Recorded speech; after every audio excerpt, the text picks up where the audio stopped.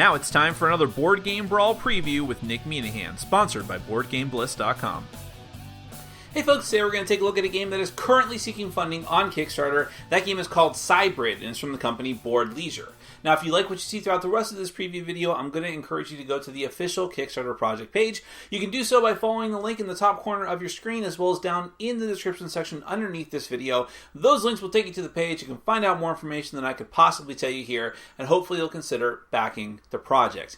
Now, XYbrid is a competitive card game where you are building a monster. You're a mad scientist competing against other mad scientists in order to put together the most fearsome monster possible and raise your infamy rating to the highest point and become the most infamous among all of your peers, which seems like a weird word to use in this situation. But you're building your monster. You got all kinds of different parts. You got to build. You start off with a core. You get a head. You get arms. You get legs. You get other auxiliary parts that you can put onto the monster. Special effects and powers that you can utilize, so on and so forth. And it uses special cards that look pretty neat for the kind of thing that the kind of thing you'd want to use for putting together a monster. But it's better to just show you that than tell you. So I'll give you a look with a prototype version of the game. So do bear in mind what you see here may change in the final version. But in any event, then we're going to come back and we'll discuss it further.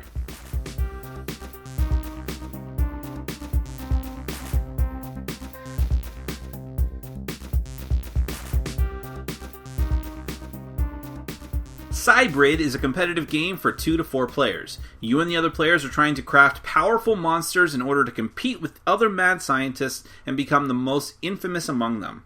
Every round you'll build a monster part by part, then deploy it in competition. After 3 rounds and 3 monsters, whoever has the most infamy points is the winner. There are 3 distinct types of cards in the game. The main deck of the game consists of all of the monster parts. Specifically, you have parts for the head, arms, which can be flipped to be either right or left, legs, and auxiliary parts, which don't fit into any particular slot, and which you can have as many as you want of. There are 4 different scientific categories the parts will fall into, either biology, chemistry, physics, or robotics. Many parts have special effects that will activate and help you at specific times, as indicated on the card. Either when you first draw the part, when you deploy your monster at the end of the round, or when the monster is in your deployed pile after the first and second rounds, which is called a mission effect. Every monster also has an infamy point value. All of these cards get shuffled together and a line of cards equal to double the number of players plus 1 is laid out next to it. This is called the lab. Whenever you're allowed to draw parts, you draw them from the lab. If it runs out, you restock it up to full from the deck. The next type of card are the breakthrough cards. 3 of these are dealt at random to each player at the start of the game. These cards can be used right as you're about to deploy your monster at the end of the round, and will give you special effects that might enhance your own monster or hinder the other players.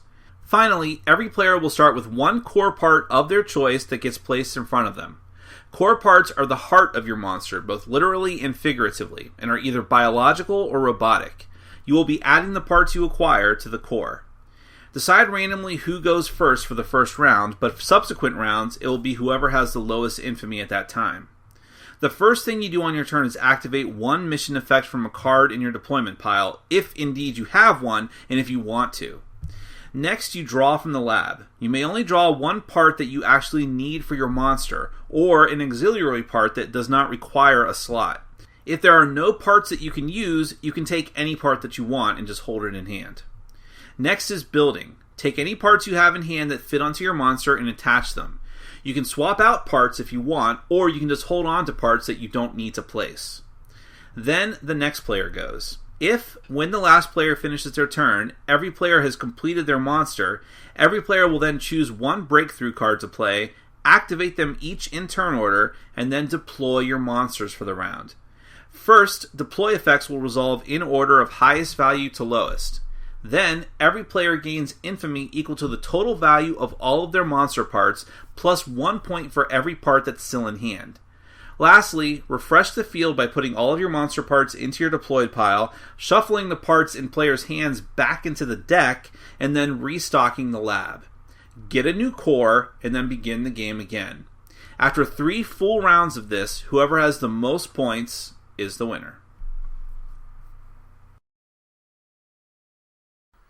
XYbrid is at a very interesting juncture of several different aspects that are important for a light competitive card game.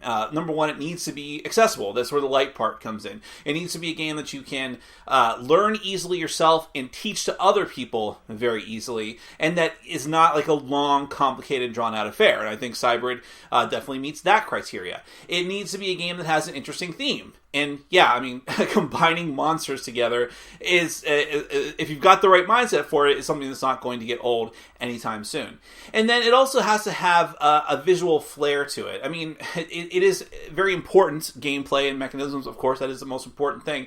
But the game needs to be visually appealing. I mean, they're physical objects that you're staring at the entire time. And the fact that they use the cool, clear cards for this with high-quality artwork on them, and you're literally building the monster in front of you. It's not just like, oh, let me put these cards in a row, and look, they're the things that I need. You know, typical set collection. The fact that you're actually assembling them together, it may not seem like a big deal, but it does matter, and it ties back into the theme, which is another important part of the game. So it really hits all of those different notes, and again, the game is very straightforward.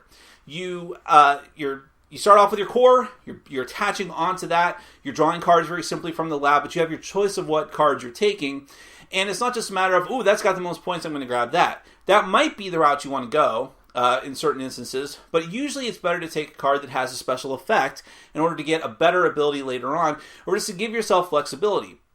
Because you're never quite sure what your opponents are going to be planning, and you need to be able to respond in kind, because a lot of things can change when you get to the deployment phase, and all of a sudden you're subject to the special effects of your opponents and their breakthrough cards, and all of these different things. So it's interesting that the game is straightforward, simple, easy to learn, fast to play.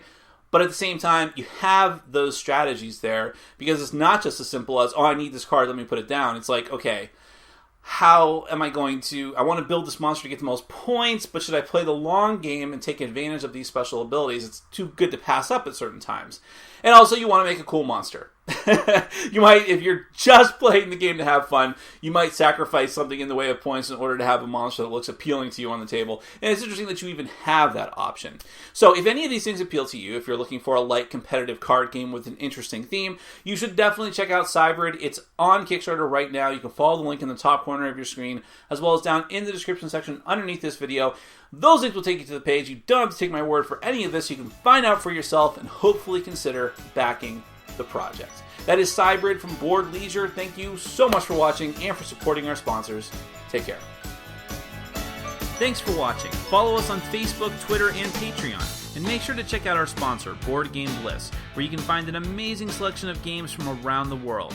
BoardGameBliss.com. Thanks for your support.